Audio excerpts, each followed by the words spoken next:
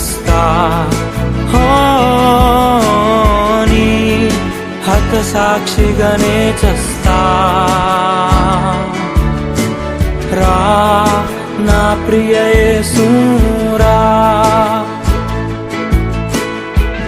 నీ చెయ్యి తాకగానే కన్నీరు పొంగి పొర్లే.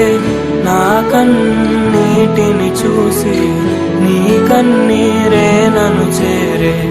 కన్నీరు కలిసినట్టు కలవా